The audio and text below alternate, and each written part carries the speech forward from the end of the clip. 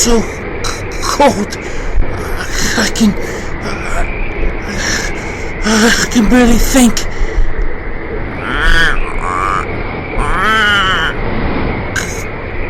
Great. I feel fucking cold. Douchely.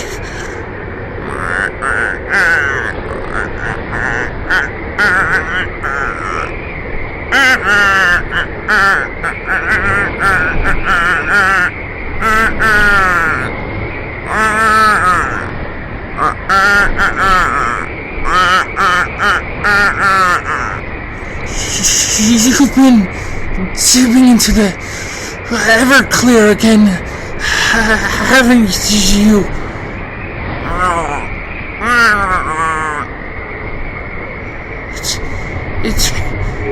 It's working. I'm getting warmer already.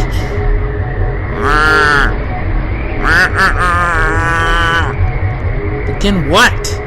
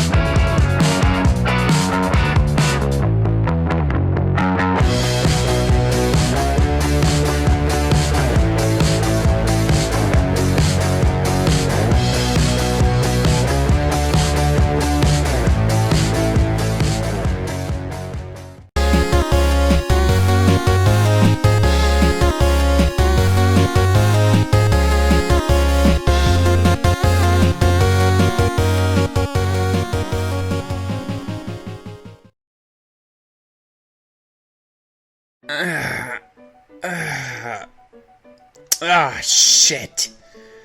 I forgot I was going to do an episode today. Better call in Terry with a camera.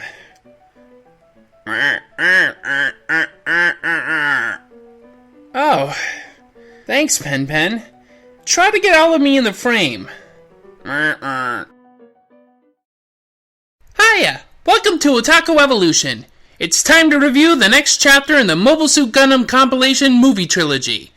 Since we touched on the concept of the compilation movie last time I did one of these, maybe I should instead focus on my first exposure to the original Gundam, which was on Cartoon Network's Toonami programming block.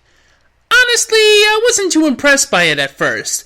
It just seemed like a really old, stiff show that didn't fit alongside the other shows on the block. But once I started watching 8th MS Team, I became more interested in the Federation Zeon conflict, so I started watching the original more intently. And then 9/11 happened, and it was cancelled a few episodes from its conclusion. They did bring it back to Cartoon Network to air on the Saturday night, Sunday morning Adult Swim action block, but it was cancelled even sooner there. Coupled with almost no marketing and lackluster sales, it was kind of a failure in the US. Oddly enough, it was kind of a failure in Japan too at first. It built its reputation on repeats in the films that followed. And of course, the Gunpla.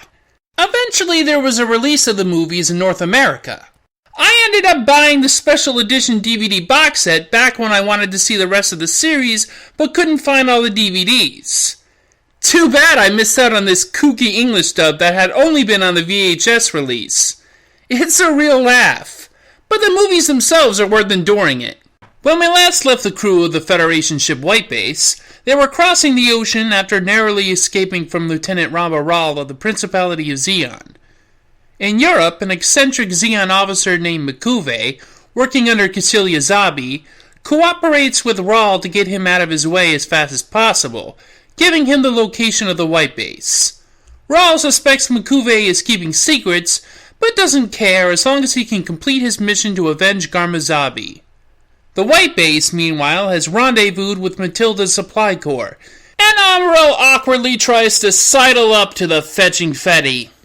And thanks to Kai's own awkwardness, he even gets a photo with her, which I'm sure you could light up with a black light.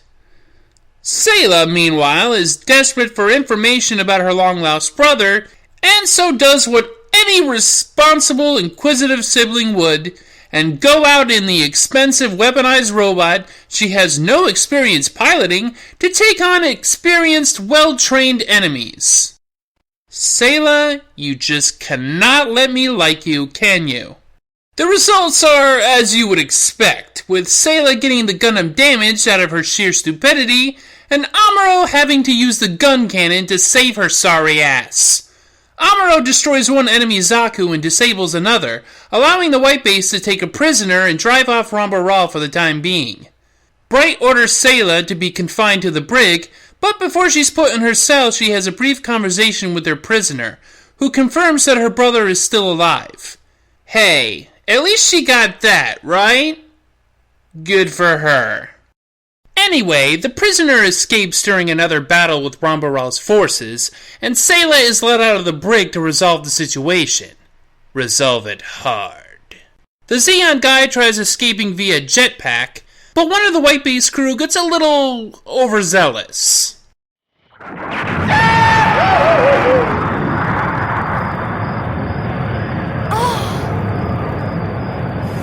After the battle, Bright and Mirai have a discussion about taking Amuro off the Gundam. Seems that he's having difficulty taking orders, since during the battle he sortied with the gun tank instead of the Gundam.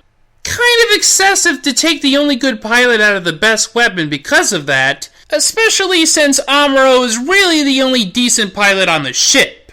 Kai eventually gets good, but Ryu and Hayato both kind of suck. Well, I guess Bright has to maintain discipline somehow. Amuro unintentionally eavesdrops on the conversation, has a baby fit, and launches the Gundam, taking his robot and going home. Only his robot is military property, and home is a desert wasteland created by the ravages of the 1-year war. As much as I love the original Gundam, I really have to scratch my head at these plot points. Does Amuro think that the Gundam belongs to him because his dad designed it? How stupid is Bright, by the way, that after Sayla had her little joyride, there aren't any security measures for the Gundam? The heat must be getting to these kids. Amuro hides the Gundam under the sand, there's an hour or two of work, and heads into a small town for some grub. Coincidentally, Rambaral and his forces arrive into town for the same thing. Raul's girlfriend and second-in-command, Crowley Harmon, offers to pay for Amuro's meal, but Amuro turns it down. I thank you for your kind invitation, but I assure you I don't need any charity. I can't accept your free dinner. Why not? Because it just wouldn't be proper for a gentleman to let a lady pay for his meal. Terrific! Outside the town, Amuro and Frau bicker as usual, and our hero refuses to return to White Base. When Frau heads back, she's followed by one of Raul's subordinates. Their forces attack the White Base, and Amuro decides to use the Gundam to save the crew again. He and Rambaral discover who each other are in a battle that takes out the latter's mobile suit, but Raul manages to escape with his life. Subsequently, Amuro is put into the brig for taking the Gundam. I'm the best. It's true. Nobody else can fly it. No one. He's not wrong, you know. The Raul forces are down most of their mobile suits, and Makuve isn't going to supply them with any more. So they've decided to gamble with a full-on assault with nothing but guns and guts. The battle is absolutely brutal. Bright even shoots a guy in the head to save Amuro, and it turns out that Sayla knows Rambaral from her childhood. Ryu Jose gets the drop on him, but is injured, and Raul makes his final stand. Tell my wife I was a soldier to the end. Long live the independent Duchy of Zeon!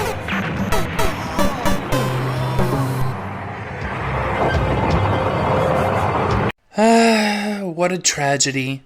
For being an enemy, Rambaral was still pretty likable. It added a level of moral complexity to the scenario that, while committed to fighting for Zeon, there are soldiers for that cause that aren't necessarily evil. Just the same, though, many people died in Raul's attack. But hey, at least Lieutenant Matilda is still around. Matilda. You are like the rose struggling through the winter tundra.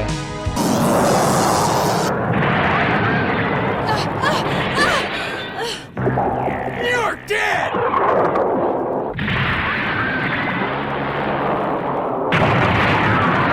Ah, crap. Well, at least Fat Albert's still around. Hey, hey, hey! I'm Rio Jose, and don't worry, I'll be okay. Don't worry. Huh?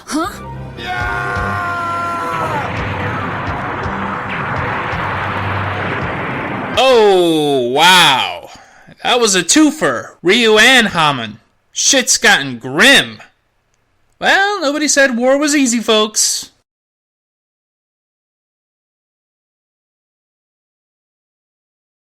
But with the Federation having defeated Mikube's forces, at least White Base's work in Eastern Europe is finished, and they can head off to Belfast for a refreshing Irish respite. Ah, who might this bonny lass be? A fine romantic interest, perhaps? Well, she's actually a local acting as surveillance for the Zeon, and she sends a jumbled picture to a sub where it's received by that masked man in crimson, the Red Comet himself, Char Aznable. He has returned! Rejoice, fanboys! The White Base crew is addressed by Federation General Rebel, and instructed that they'll all be receiving real ranks as part of the military, despite many only being on-the-spot draftees. This doesn't sit well with the snarky and fugly Kai Shiren. He doesn't want to be a soldier, and unlike Amuro, doesn't have any obsession over mobile suits. He decides to leave the ship to make a go of repair work. The young woman from before, Miharu, takes him in, hoping to get information on the White Base. The starboard engine was in real bad need of repairs. Bet it won't take much pounding to put it out of operation again. That sounds awful. Yeah, well, I don't have to worry about it now. We can talk about all of this later, okay? I just need to get a little shut-eye. Wake me in a week. Char's forces attack the White Base, and Kai starts to feel guilty and frustrated. So he decides to hop into the gun tank and help Amuro take out an aquatic mobile suit model. Deciding to stay on the White Base after all, Kai is surprised to see that Miharu has snuck aboard, disguised as a crew member in an effort to spy for the Zeon. Kai takes this disturbingly casually, trying to keep her out of danger, but also careful not to leak any important information. A couple of Zeon soldiers get on board disguised as fishermen to collect what Miharu has learned, and Kai tries to stop them from escaping. Stop that plane! Don't let them get away, they're spies! Don't just stand there, Joe. Try and shoot them down! What are you talking about, Kai? You know that's a civilian plane. Idiot! Char's men report to him that the White Base is headed for South America. The forces launch another attack in their aquatic mobile suits and mobile armor. Miharu feels guilty about helping the Zeon and volunteers to assist Kai in taking out the enemy. And, as you might expect of the situation, this doesn't end well for her.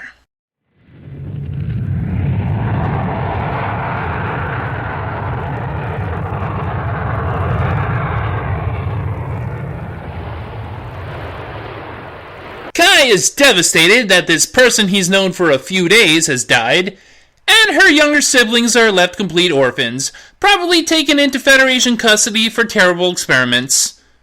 Or so has been speculated. The White Base flies into Jabrao in South America, location of the Federation's military forces headquarters on the Amazon River. The ship enters a hidden dock and the engineers begin the process of servicing it. There, Amuro meets Lieutenant Woody, who was Matilda's fiancé. Amuro feels responsible for Matilda's death, but Lieutenant Woody thinks he's being full of himself for assuming everything is under his power. Char's subordinates detect the location of the dock from their aquatic mobile suits, and at the same time, Federation officers detect them, but decide to take a wait-and-see approach. The three little orphan kids that live on the ship, Katz, Let's, and Kika, are misbehaving because they don't want to be shuffled off to some Jabrao daycare until the war's end. Meanwhile, the White Base has assigned a new pilot, Lieutenant Slager Law, who looks like he should be voiced by H. John Benjamin. Anybody can become a soccer coach. Like they don't regulate. You have to get it like a degree, right? I do have. And so you're qualified. Very. Yeah, I'm not. Yeah. Which is amazing. It is That amazing. you can become a coach of a sport that you don't even care about. You don't know how to play. You're not good with kids. Yeah. But I have had the job for 3 years. Yeah. You. I mean, because you'd think they'd check up and evaluate, but they don't. Hey, all right, white base is great. Char and his men sneak into the mobile suit factory at the base, discovering mass-produced models based on the Gundam called GMs. The group splits up, one responsible for planting explosives on the mobile suits, and another led by Char will attack the white base. It's at this point that the brat trio stumble onto the factory of GMs themselves.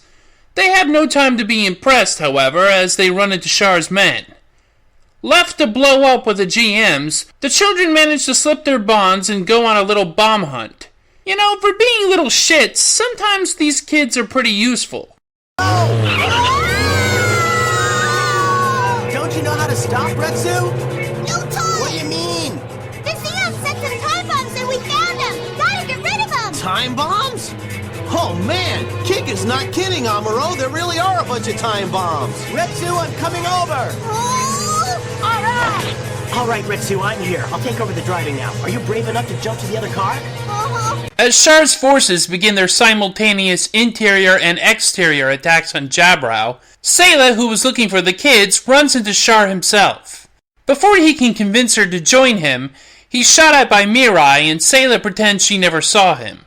Finally, the White Base's pilots mobilize to stop the encroaching Xeon forces. The Zeons broke through our defenses. Hand out weapons to the mechanics. Yes, sir. This is the ship Matilda sacrificed her life for, and the enemy isn't going to touch it.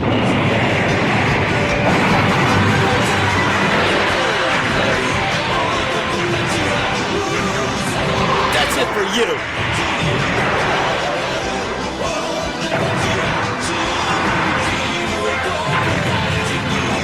Amuro encounters Char during the melee, who's tearing shit up easily. He even kills Lieutenant Woody. But Amuro manages to damage Char's mobile suit in retaliation and forces him to escape.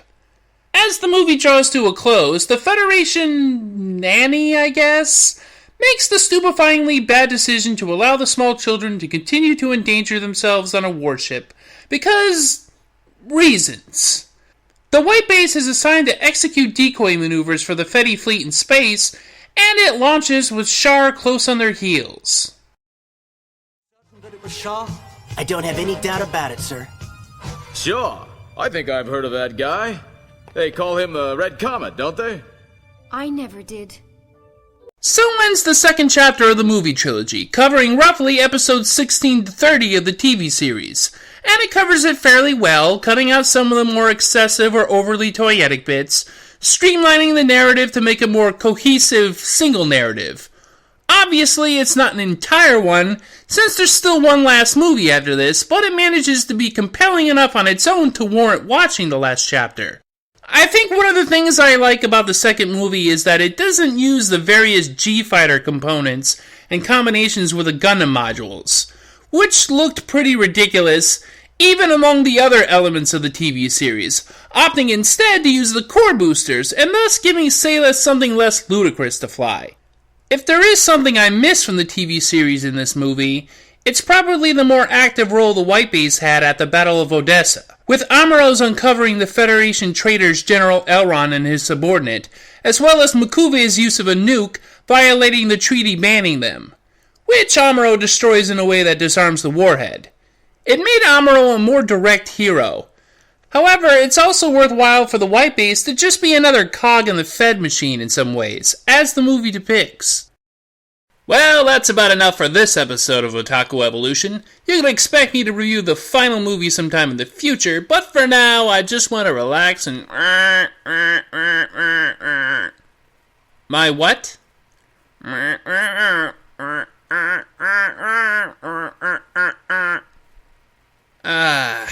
Damn it.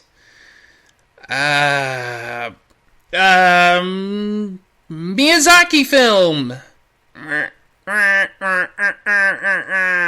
Shut up, it's my show. Next time, the 2nd anniversary of Otaku Evolution. Until then, see ya! After all this is over, life will go on, Amuro. We must win. Otherwise, all of the sacrifices and destruction we've suffered will have been to no avail. That's why we must win.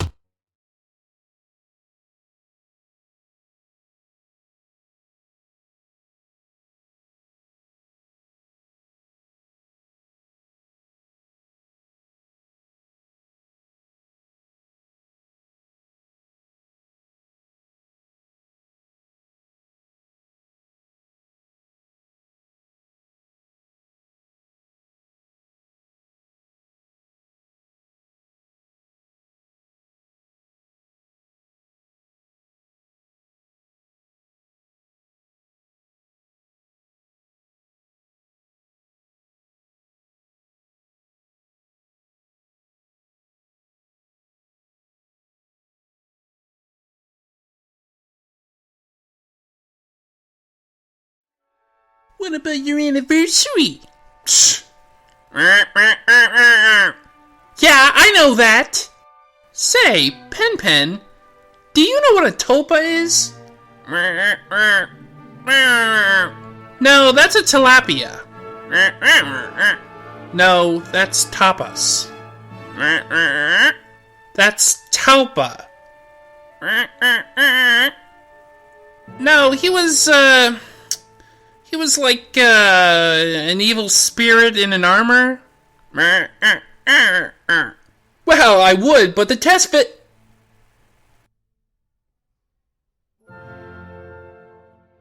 Ah, he does this every time!